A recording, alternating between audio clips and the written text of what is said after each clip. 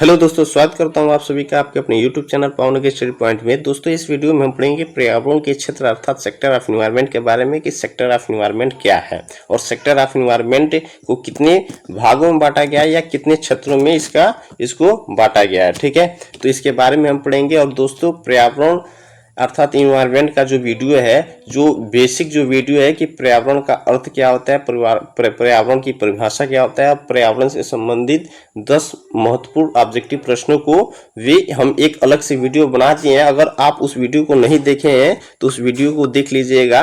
उस वीडियो का लिंक हम इस वीडियो की डिस्क्रिप्शन में हम डाल देंगे। तो चलिए इसको समझते हैं कि पर्यावरण के क्षेत्र को कितने भागों में बांटा गया है। तो देखिए, पर्यावरण के जो क्षेत्र हैं, पर्यावरण के क्षेत्र को 4 भागों में बांटा गया। पर्यावरण के क्षेत्र को कितने भागों में बांटा गया है? पर्यावरण के क्षेत्र को 4 भागों में बांटा गया है। ठीक है, तो पहला जो भाग है वो है जलमंडल अर्थात हाइड्रोस्फीयर, दूसरा है स्थलमंडल अर्थात लिथोस्फीयर, और तीसरा है वायुमंडल अर्थात एटमॉस्फेयर, और चौथा है जीवमंडल अर्थात बायोस्फीयर। और इन चारों को कहीं ना कहीं पर्यावरण के घटक के रूप में भी पढ़ते हैं, क्योंकि ये प्रकृति से जुड़ी हुई ये सारी चीजें है। तो जो घटक जो होते हैं वो घटक प्राकृतिक और मानव निर्मित ये दोनों से संबंधित होते हैं। एक तो नेचुरल से भी संबंधित होते हैं, एक आर्टिफिशियल से संबंधित होते हैं। ठीक है, तो घटक के रूप में हम अलग से एक वीडियो बना देंगे कि घटक इसके कौन कौन से होते हैं और उसके अंतर्गत कौन कौन से चीजें आती है। ठीक है, तो सबसे पहले यहाँ हम पढ़ते हैं। सबसे पहले यहाँ पढ़ेंगे हम पहला जलमंडल के बारे में अर्थात हाइड्रोस्फीयर के बारे में पढ़ेंगे कि हाइड्रोस्फीयर है क्या, जलमंडल क्या है। ठीक है, तो देखिए जलमंडल, तो देखिए पर्यावरण का जलीय भाग इसके अंतर्गत सम्मिलित है। पर्यावरण के जितने भी जलीय भाग हैं ये किसके अंतर्गत सम्मिलित है? ये जलमंडल के अंतर्गत क्या है? सम्मिलित है। और देखिए जैसे नदी, तालाब, झरने, समुद्र, ये सब किसके अंतर्गत सम्मिलित है? ये जलमंडल के अंतर्गत सम्मिलित है। जो जलीय चक्र, देखिए जो जलीय चक्र अर्थात हाइड्रोलॉजिकल साइकिल अर्थात वाटर साइकिल के माध्यम से ये क्या होते हैं? परिचालित होते रहते हैं। तो देखिए हाइड्रोलॉजिकल साइकिल अर्थात वाटर साइकिल के माध्यम से कैसे परिचालित होते हैं? जैसे सूर्य की गर्मी, अगर जैसे मान लीजिए कि ये सूर्य है, ठीक है, ये सूर्य है और ये सूर्य की गर्मी अगर समुद्र के पानी को अगर हिट करेगा तो वो समुद्र की पानी ये किस में बदलेगा? वाष्प में बदलेगा, और वाष्प में बदलकर एक बादल का रूप ले लेगा। और यह बादल जब बादल का रूप ले लेगा तो ये बादल कहीं ना कहीं ये वर्षा हो जाएगा। ठीक है, तो ये जो क्रिया है ये क्या होती है? एक चक्री क्रिया में अर्थात ये साइकिल ऑर्डर में क्या होती है? चलती रहती है। तो इसे ही क्या कहते हैं? हाइड्रोलॉजिकल साइकिल कहते हैं। जिसे आप इसको समझ सकते हैं, जैसे जल चक्र पृथ्वी पर उपलब्ध जल के एक रूप से दूसरे रूप में परिवर्तित होने और एक भंडार से दूसरे भंडार या एक स्थान से दूसरे स्थान को गति करने की चक्री प्रक्रिया होती है। ठीक है, जिसमें कुल जल का क्षय नहीं होता, केवल रूप क्या होता है? परिवर्तित होता है। और देखिए, और पर्यावरण का लगभग 71% भाग क्या होता है? पर्यावरण का लगभग 71% भाग क्या है? जल है। ठीक है, फिर अब समझते हैं स्थलमंडल। स्थलमंडल के बारे में समझते हैं। तो स्थलमंडल क्या है? तो स्थलमंडल अर्थात लिथोस्फीयर क्या है? तो देखिए लिथोस्फीयर क्या है? तो पर्यावरण में उपस्थित असली ठोस भाग जिसमें पृथ्वी, क्रस्ट, भूपर्पटी, मेंटल आवरण, कोर, केंद्रीय भाग परत क्या होते हैं? सम्मिलित होते हैं। और देखिए पहाड़, मृदा अर्थात मिट्टी, रेत, पत्थर, चट्टाने, इसी का ही क्या है? भाग है। इसी का क्या है? भाग है। अगर पूछा जाए कि पहाड़, मृदा अर्थात मिट्टी, रेत, पत्थर, चट्टाने ये किनका भाग है? तो ये किनका भाग है? स्थलमंडल का भाग है अर्थात लिथोस्फीयर का भाग है। ठीक है, और ये पर्यावरण का लगभग 29% भाग क्या है? स्थल है। क्या है? स्थल है। और इसमें 3 चीजों के बारे में पूछा है, क्रस्ट अर्थात भूपर्पटी, मेंटल आवरण और कोर। इन 3 चीजों के बारे में कहा है। तो ये क्या होती है इसके बारे में समझेंगे। देखिए इस चित्र के माध्यम से समझते हैं। जो ग्रीन कलर का जो दिख रहा है आपको, ये है क्रस्ट है। ये क्या है? क्रस्ट है। क्रस्ट का अर्थ हुआ कि भूपर्पटी अर्थात पृथ्वी की जो ऊपरी वाली जो परत है वो क्या है? वो क्रस्ट है। अर्थात क्रस्ट क्या होता है? क्रस्ट पृथ्वी की सतह का बाहरी पतला परत होता है, वो क्या है? क्रस्ट है। और जो ऑरेंज में जो ये इसमें जो दिख रहा है ये क्या है? मेंटल है। मेंटल अर्थात आवरण है। और इसके बाद से जो दिख रहा है आउटर कोर अर्थात बाहरी केंद्र है। और इसके बाद से जो दिख रहा है ये इनर कोर है अर्थात आंतरिक केंद्र है। ठीक है, और इसके बाद से यहां से समझ सकते हैं ये क्या है? ये पूरा का पूरा ये क्या है? ये क्रस्ट है अर्थात क्रस्ट है, भूपर्पटी है, पृथ्वी की ऊपरी पतली परत है। इसके बाद से ये, इसके बाद से जो भाग है ये क्या है, मेंटल है। इसके बाद से ये क्या है, आउटर कोर है। इसके बाद से ये क्या है, इनर कोर है, अर्थात आंतरिक और बाहरी एक केंद्र है। ठीक है, इसके बारे में बस इतना ही होता है। ठीक है, तो चलिए अब इसके बारे में ये बहुत कुछ समझ चुके हैं। और इसके बाद से पढ़ते हैं कि वायुमंडल अर्थात एटमॉस्फेयर क्या है। तो वायुमंडल देखिए क्या है, तो देखिए वायुमंडल देखिए पर्यावरण का वायु भाग जिसमें वातावरण की समस्त गैस जैसे oxygen, hydrogen, nitrogen, carbon dioxide आदि क्या है, सम्मिलित है। जैसे अगर कहा जाए कि oxygen, hydrogen, nitrogen, carbon dioxide किस मंडल के ये तत्व है या किस मंडल के अंतर्गत आते हैं, तो ये किस मंडल के अंतर्गत आते हैं, ये वायुमंडल के अंतर्गत आते हैं। ये किस मंडल के अंतर्गत आते हैं, वायुमंडल के अंतर्गत आते हैं, क्योंकि वायुमंडल में ये जितने समस्त गैसें हैं ये वायुमंडल से ही संबंधित है और ये वायुमंडल में ही पाई जाती है। ठीक है, और यह भाग कई परतों में या कई स्तरों में क्या हुआ है, बटा हुआ है। यह भाग क्या है, कई परतों या कई स्तरों में बटा हुआ है, जैसे क्षोभमंडल, समताप मंडल, मध्य मंडल, ताप मंडल, वायुमंडल आदि। ठीक है, ये कई भागों में बटा हुआ है। और देखिए जल और स्थल के ऊपर 340 किलोमीटर तक क्या हुआ है, फैला भाग है। ये जल और स्थल के ऊपर 340 किलोमीटर तक ये क्या है, फैला हुआ भाग है। ठीक है, इसके बारे में समझ चुके हैं। और फिर इसके बाद समझते हैं जैवमंडल के बारे में। जैवमंडल अर्थात बायोस्फीयर के बारे में समझते हैं कि जैवमंडल है क्या। तो देखिए जैवमंडल को यह जीवन परत या जीव मंडल के नाम से भी जानी जाती है। ठीक है, देखिए यह जीवन परत जो जीव मंडल है इसे हम जीवन परत या जीव मंडल के नाम से भी जानी जाती है। क्यों जानी जाती है, जिसमें जल, अब देखिए जिसमें जल, स्थल, वायुमंडल का वह भाग सम्मिलित है जिसमें जीवन की संभावनाएं उपस्थित होती है। अगर पूछा जाए कि ये पहले बताइए किस मंडल में जीवन की संभावनाएं उपस्थित होती है, तो जैव मंडल में उपस्थित होती है। क्यों होती है, क्योंकि जैव मंडल में जल, स्थल और वायु ये तीनों की मात्रा पाई जाती है, इसलिए यहाँ जीवन की संभावनाएं क्या होती है, उपस्थित होती है। संभावनाएं क्या होती है, उपस्थित होती है। अथवा जीवन होता है, अथवा क्या होता है, जीवन होता है, जिसमें प्रोटोजुआ के अमीबा से लेकर कार्डेटा संघ के जीव, समस्त वनस्पति, सूक्ष्म जीव आदि क्या होते हैं, सम्मिलित होते हैं।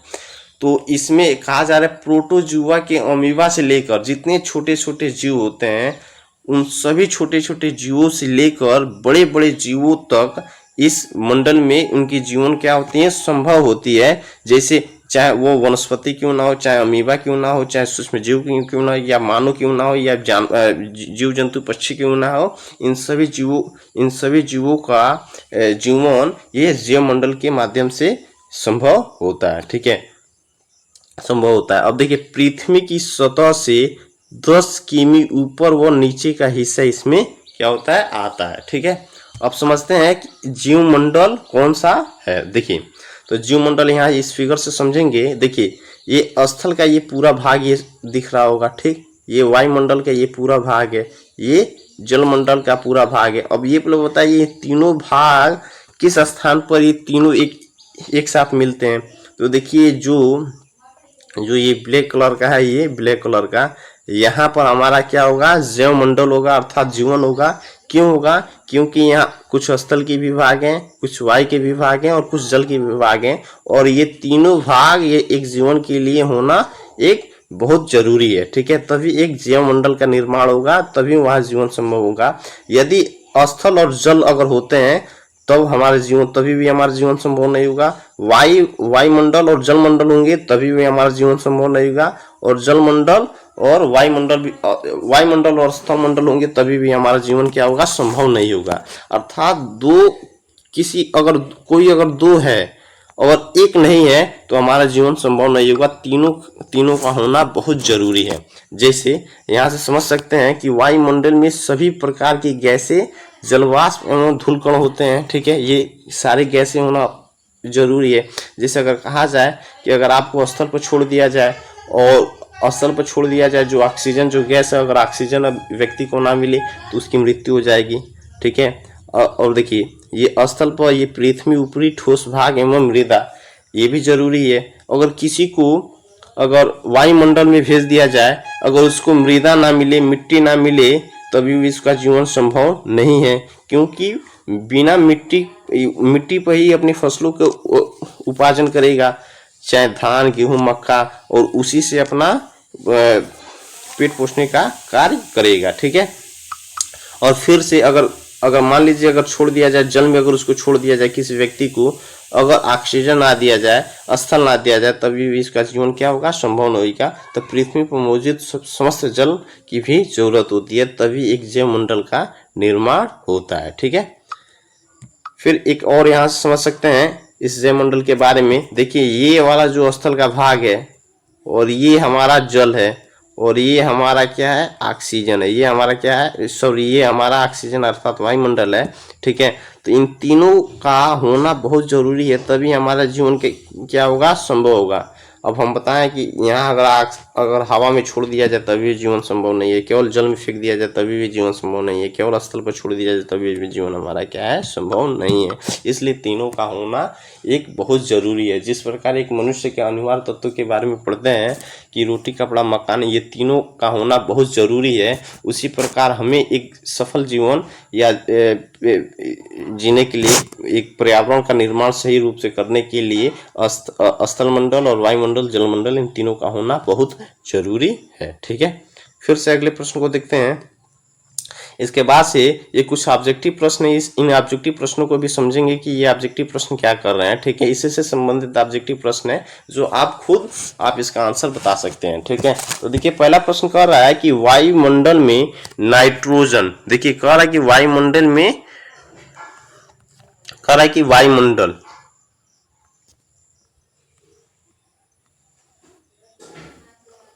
कुछ समय रुक जाते हैं। कह रहा है कि वायुमंडल में नाइट्रोजन की मात्रा कितनी प्रतिशत पाई जाती है? 21%, 78%, 0.03% की 0.90%। तो वायुमंडल में जो नाइट्रोजन की मात्रा पाई जाती है वो 78% पाई जाती है। कितनी प्रतिशत? 78%। और फिर से देखिए, ये प्रश्न घुमाया है कि वायुमंडल में सबसे अधिक मात्रा में कौन सी गैस पाई जाती है? ऑक्सीजन, नाइट्रोजन, कार्बन डाइऑक्साइड, इनमें से कोई नहीं। तो देखिए, वायुमंडल में जो सबसे अधिक मात्रा में जो गैस पाई जाती है वो नाइट्रोजन पाई जाती है। कौन सी गैस पाई जाती है?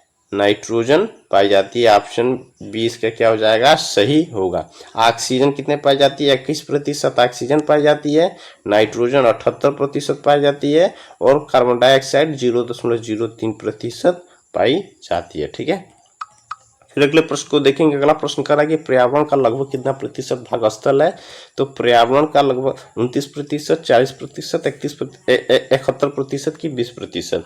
तो देखिए, कह रहा है कि पर्यावरण का लगभग कितना प्रतिशत भाग स्थल है? तो स्थल कितना है? 29% है, जिस पर हम लोग क्या करते हैं? निवास करते हैं। ठीक है। और कहा जा रहा है कि पर्यावरण का लगभग कितना प्रतिशत भाग जल है?